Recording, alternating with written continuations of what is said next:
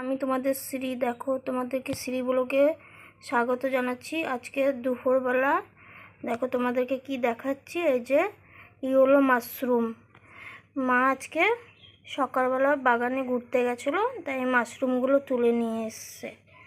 এগুলো দিয়ে আজকে মা একটা রেসিপি তৈরি করবে, তোমাদেরকে সেই পদ্ধতিটা শেয়ার করব। বন্ধুরা, তোমরা দেখবে সেই রেসিপিটা কিভাবে তৈরি করছে, কী পদ্ধতিতে তৈরি করছো। এই যে কিছুটা কেটে নিয়েছি। যে বন্ধুরা, ইয়েলো মাশরুমগুলো কেটে ধুয়ে রেখেছি। এই যে পেঁয়াজ কুচি করে রেখেছে মা। এই যে শুকনো লঙ্কা বাটা, আদা বাটা শিলনোড়াতে বেটে রেখেছে। এই যে শিলনোড়াতে রসুনটা বেটে নিচ্ছে। এই যে কড়াইয়ে তেল গরম দিয়ে দিয়েছে। এই যে পেঁয়াজটা দিয়ে ভেজে নিচ্ছে।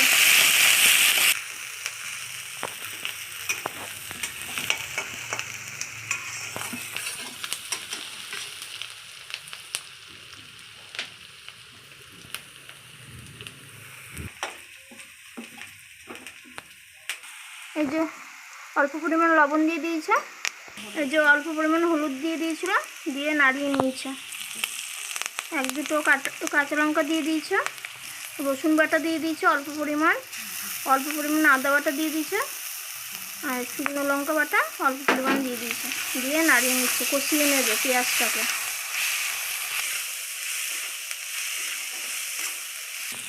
এই পেঁয়াজটা কষানো হয়ে গেছে মশলা দিয়ে। এবার কেটে রাখা মাশরুমটা দিয়ে দিয়েছে, দিয়ে কষিয়ে নিচ্ছে। এগুলো মাশরুম দিয়ে পেঁয়াজ দিয়ে ঝাল ঝাল করে রান্না করা হবে। খুবই সহজ সরল পদ্ধতিতে রান্না করা হচ্ছে।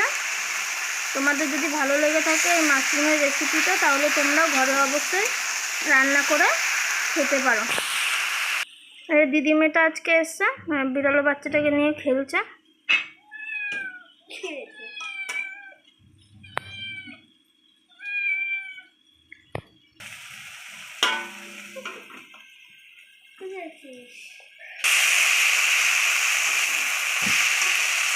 এই যে বন্ধুরা দেখেন, ভাজা ভাজা হয়ে গেছে মাশরুমের রেসিপিটা।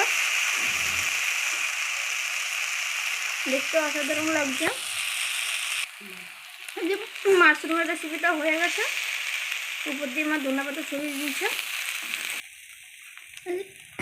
রান্নাটা হয়ে গেছে, আর তুলে নিচ্ছে তুলেতে।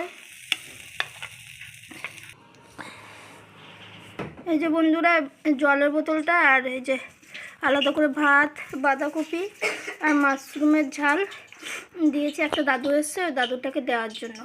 দিদি মেয়েটা দিয়ে আসবে, তোমাদেরকে দেখাচ্ছি, চলো।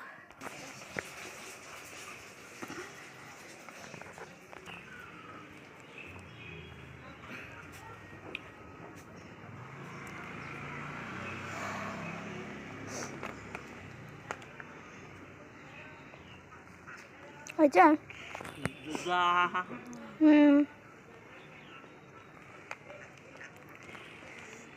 দাদুটা আশীর্বাদ করছে, যে উপরে একজন বসে দেখছে, তাই।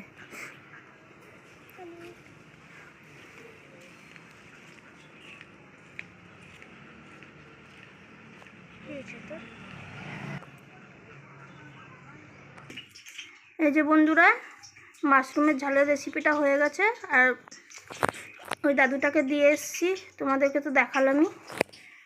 আর তোমাদেরকে অসংখ্য অসংখ্য ধন্যবাদ জানিয়ে আজকে আমি আমার দুপুরের ব্লগটি এখানেই শেষ করছি। ধন্যবাদ বন্ধুরা, তোমাদেরকে অসংখ্য অসংখ্য ধন্যবাদ যে আমার এই ভিডিওগুলি তোমরা সময় দিয়ে দেখছো, তার জন্য তোমাদেরকে অসংখ্য অসংখ্য ধন্যবাদ জানাচ্ছি।